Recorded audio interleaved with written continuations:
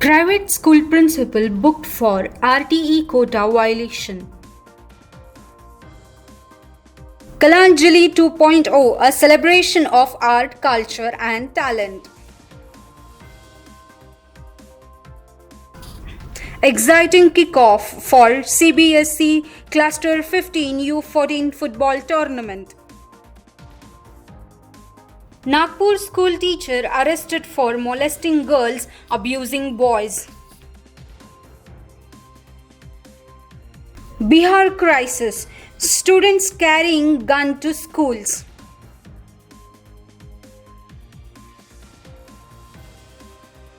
Tamil Nadu challenges center over new education policy funds.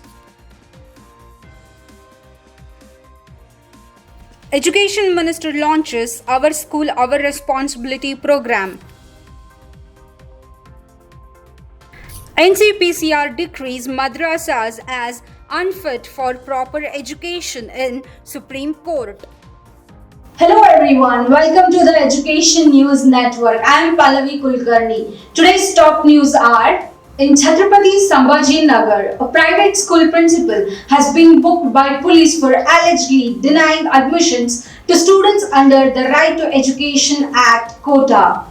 The complaint filed by Sachin Shinde from the Primary Education Department alleges that SBOA school located at Yan11 Hudko refuses to admit 67 students eligible under RTE quota despite repeated directives. The RTE Act mandates that 25% of the seats to be reserved for economically weaker sections with government reimbursement provided to schools. The issue gained attention after parents protested against schools' non-compliance. Zilla Parishad CEO Vikas Meena criticized the school's defense, stating that the compensation dispute are invalid as the school benefited from government support.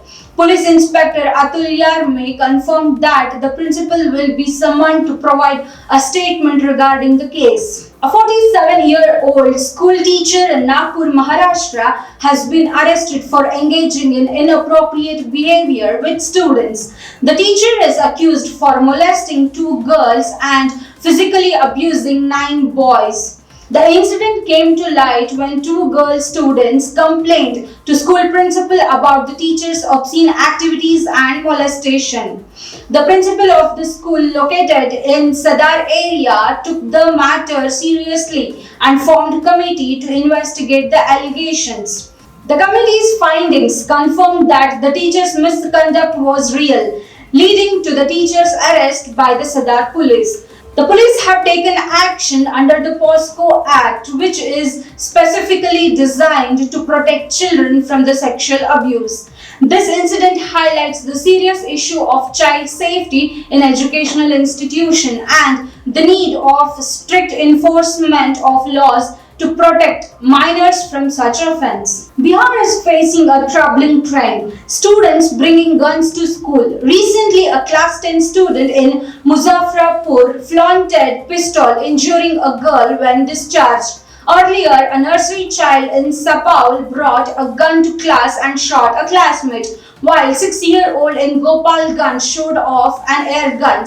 Similar incidents have been reported across the state, with youths using firearms in social media reels for fame. Psychiatrists attribute this to a deteriorating social environment, the allure of quick fame, and eroding family values. The site, unrestricted media, aggressive video games, and lack of parental control as the key factors.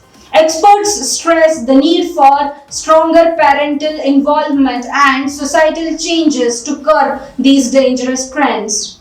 Tamil Nadu is clashing with Centre over the National Education Policy 2020 due to Centre's failure to release essential funds for the Samagra Shiksha Abhiyan.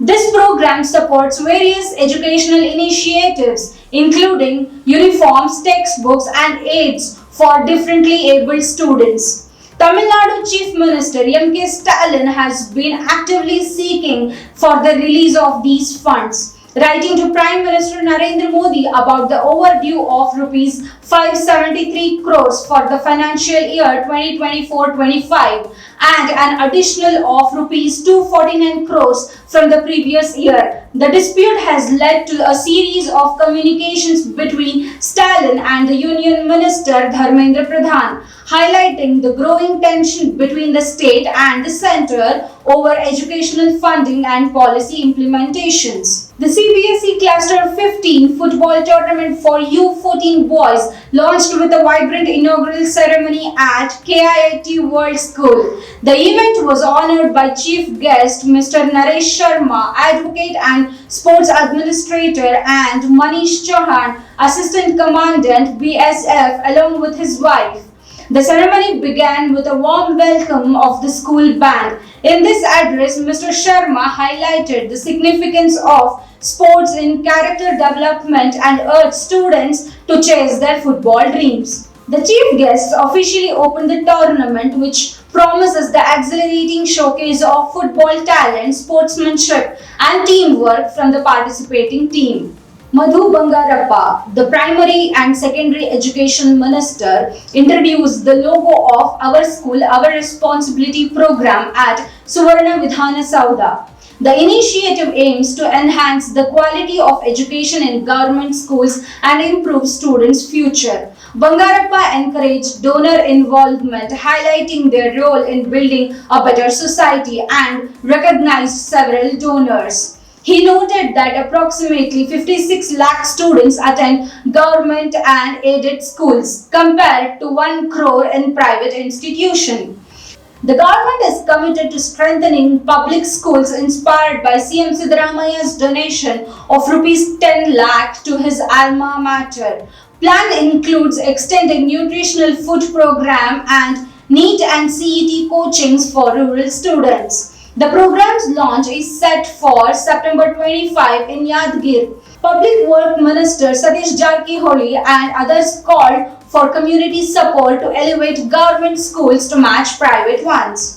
Somnath International School, Kodinar, proudly hosted Kalanjali 2.0, a grand inter-school event that brought together 6 schools from across the district in an inspiring celebration of creativity, competition, and collaboration. The day was filled with vibrant performances and intellectually stimulating activities, giving students a platform to showcase their unique talents.